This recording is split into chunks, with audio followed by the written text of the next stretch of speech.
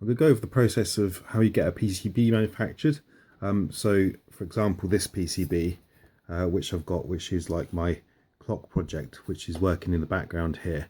And I'm going to work my way backwards from this, which is the produced PCB, which in this particular case I've got made in with a black silk screen because it's not going to go in a case. And I've got the numbers around the edges here, so it just sits on the windowsill. And this was designed to be run off of a very small solar panel, because it only takes about 3 milliamps when you're only using amber LEDs. So this one here I've got where I've put coloured LEDs in, it takes a bit more than 3 milliamps. But when you're just using the amber LEDs, which run really efficiently, you can run it off of a small solar panel. The actual production of the PCBs is so cheap, you could actually design and order them without making them locally or at home. So I make the PCBs at home. So this is one that I've made at home and etched myself, and I've got videos of showing how to design and etch PCBs at home. And I've got a video showing the ultraviolet method of photoresist, ultraviolet photoresist, and also thermal transfer method. I use the thermal transfer method because it's one step shorter than the ultraviolet one. I found it more reliable as well. Yeah, like I said, I've covered that in videos, and I print out like the silk screen and on a piece of paper and use it on top to show me where all the components go once I've drilled the board. But I do this because well, I make sure it works first, because I'm always making like stupid little mistakes on these things, and so it's good to actually, I can make and build one of these in less than a day, and it's just better that you make sure that it works, and do any corrections you need to locally, and then you can order the PCBs for the actual end results. So this is the other PCB I've had produced, and it goes in this project case at the end, and it just operates off a click button. So I'm making up a bunch of these because it's for monitoring voltage and current and how much power is consumed over time. I can use it in lots of different projects. But here's the PCBs, and this is slightly different. So I've got like my prototype one here. This is actually a prototype of the next version. Even though this works fine, it uses a Darlington driver. It drives a Darlington driver as a switch. But this one I've put additional circuitry on the back here, which I've just finally removed any issues with that circuit. So I've ordered a set of these ones which can drive MOSFETs. So this actually produces the 10 volts to drive my MOSFETs with. And now there's no more room on the board, but that's I think, as far as I'm aware, that's all that I need to do on this particular project. So I've got a bunch of those on the way, hopefully. But this is the version which can actually run the Darlington driver transistors. And again, it's like really nice quality PCBs that they produce. I just might put my markings on the back about the version number and what it is. And this is another part of the project. So on here, so on the side, I've got the the actual board which does the shunt and the switch on and off, and behind the top I've got this other board. But this board, I actually made this much narrower than that board, because when I put it in the case, I can put these screw terminal connectors on the side, and this sits behind. And because this is a bit thinner, I can actually solder those terminal connectors onto the board. That's what holds it in place, and actually gives a very good mechanical stability for that. So that's actually ideal. But it shows like some of the options that you can use, to make the board, making it thinner. I also put the copper on both sides. I put exactly the same tracks on both sides, which gives me kind of double thickness copper. I'm just using the standard thickness copper on each side as an option because it's nice, because it's cheaper that way. But in order to actually double the amount of current I can take through this board, I've put the same tracks on both sides, so that I get effectively double thickness copper. So when you're logged into your account, you've got an order history display here, and it gives you like a list of all the orders that you've had in the past and the current one. So this one, at the time I took this screenshot, was in production, and this one shows it was shipped, so that was my first order. And it gives you information. So this build time on this one was 3 to 4 days, but that was because it was a black solder mask, and not many people have black solder masks, so it took a bit longer for that one to produce, but it still came within a couple of weeks. That wasn't an issue. And these two had the green solder mask, and I ordered those together, and these were build time of 24 hours. So if you click on the order details of a particular one, it'll give you information about the order status and sort of the point at which it's going through. That's handy if you want to see if because if this particular one, because it had the black solder mask, I could come back in at any time and see how far through it got in production, and if it had been shipped or not.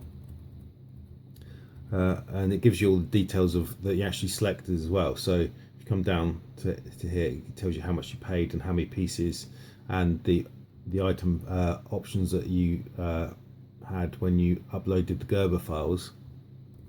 So you can see the PCB color black on that one. I think for this one, all the other options were standard apart from the black solder mask. Also, there's a button you can press where you just get the detail up.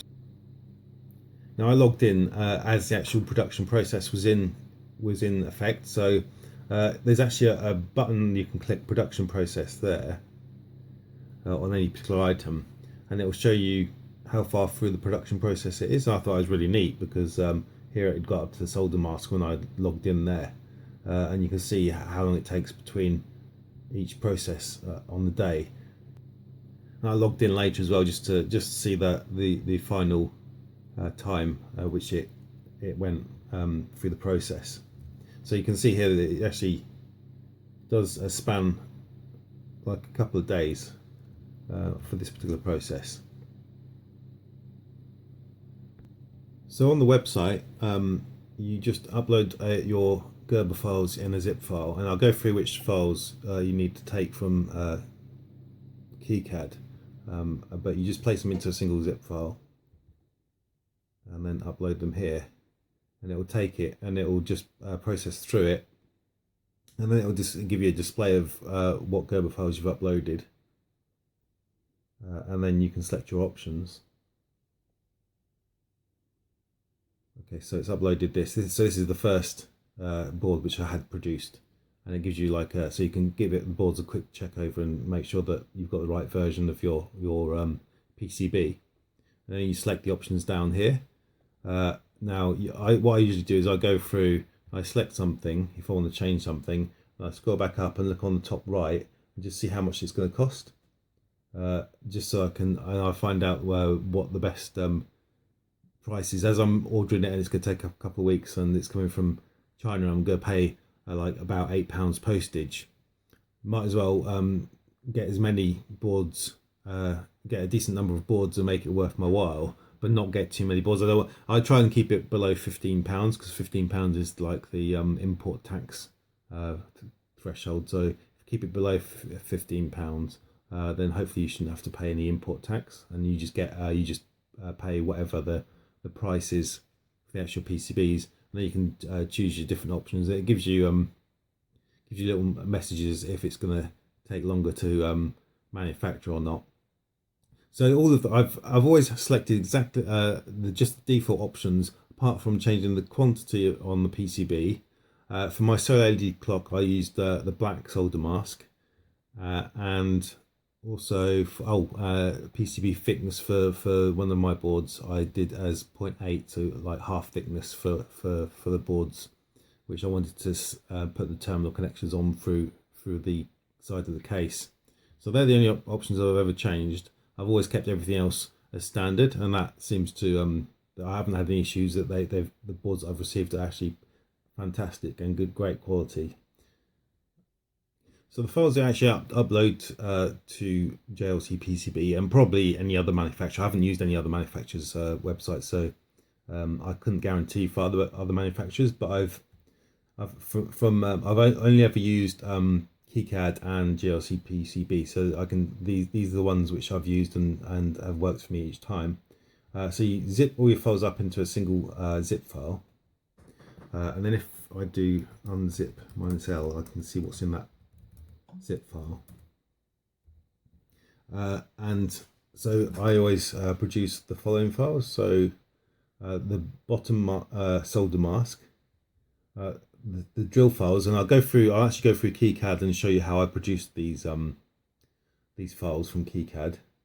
The bottom copper Gerber file, front silk screen, the other drill files. I put in all of the drill files. Front copper, other drill file, edge cuts. So I keep edge cuts separate from the other layers, and I'll show you the options which I select in KiCAD as well. The front solder mask, another drill file, a bottom solder mask, and the final drill file. So they're the files which I put in the zip file, and I upload them. And JLC PCB, their process ultimately does checks to see if the Gerber files look correct, and they also do an audit before they put it into production. I've never had anything halted at either stage, so when I've uploaded, it's never complained. So I'll go through in KiCAD what I do. So I always use on the Raspberry Pi. I run KiCAD, and I'll just use the solar LED clock project. And from again, I'll work my way backwards through this. So if I open up the PCB design, which should just take a couple of seconds.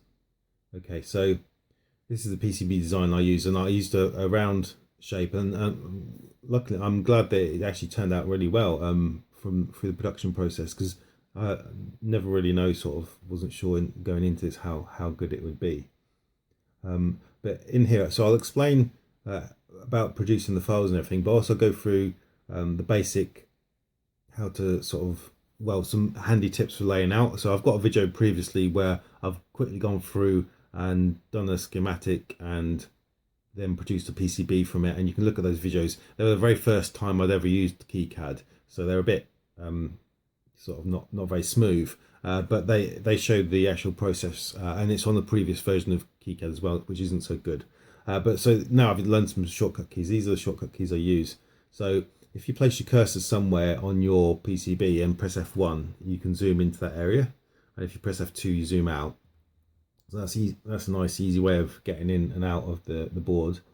If you place your cursor on over a track and press G, that will drag the track. If you press D, and this is a really handy one which I've discovered just recently, but if you place the cursor over a track and press D, it actually moves. You can actually push a bunch of tracks out and in, and that's really handy for moving stuff around and making stuff neater. If you press escape, then it reverts back to how it was before. I'm not going to save any of these changes either. And then you've got options to move components. So if you press M on the component, you can move that around. Then press escape again, it goes back to where it was. You can do that with tracks as well. You can press M and you can move the track, but I've never really used that. I don't know how that would be useful, but the D option I definitely find incredibly useful.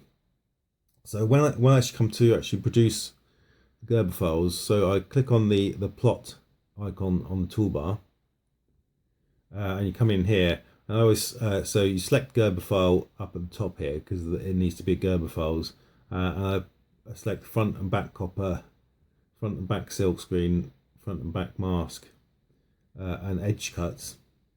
I exclude the PCB edge layer from all of the layers, because that goes in its own Gerber file. But all these other options you can see are the ones that I choose. I don't change anything else. But if you take a look over these, because I don't know if these are the defaults or not, but these are the ones which I usually do. And then I generate drill files by clicking on that. And I click on each of these things. So I generate a report file, and then I generate map file, and generate drill files, and close that. And oh yeah, and then click on the plot button. That's the one that actually generates the Gerber files for the copper layers and silk masks and everything. There it goes through and does that. So that will actually produce all the files that are required. Another option that you have is if you press Alt and then 3, it generates a 3-dimensional model of your PCB, and you can see it with the components on. And it's good for checking just how things are going to look and the tracks. Again, if you press F1 and F2, you can zoom in and out. And then if you just drag the mouse, you can rotate the 3D image. And you can see the back of the board as well. And it places the components on there. But also I use it to check the silk screen. So in the configuration button there, you can turn off the 3D components. I do that, and then I just check how I've laid out the silk screen. So it just takes a couple of seconds to update. Probably on something other than a Raspberry Pi, probably pretty much instant. But and then if you go into the actual file system where your files are, and you order by modified, and you'll see all the files that you want at the very top. So these files here, which are the latest ones which are modified, they're the files that you'll want to actually use. Okay, so if I go back to the very first part of the process, so moving back through the process again, but going back to the actual schematic. So when you lay out initially, so again, I've got a video on this, which I did a very first thing that I did with the KiCAD, but I'll just go through the basic shortcut keys that I've learned since then. So again, anything you do, if you press F1 or F2, you'll zoom in or zoom out depending on, so F1 to zoom in to wherever the cursor is, F2 to zoom out.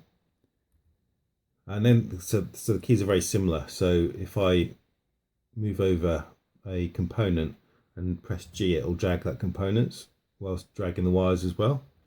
But if I press M when I'm over a component, it'll move the component without moving the wires. And the same with the wires. So if I move over a wire and press G, it will drag the wire. But if I move over a corner of a wire and press G, it will drag the corner of the wire. So they're the basic shortcut keys that I use, and they make the process a lot quicker.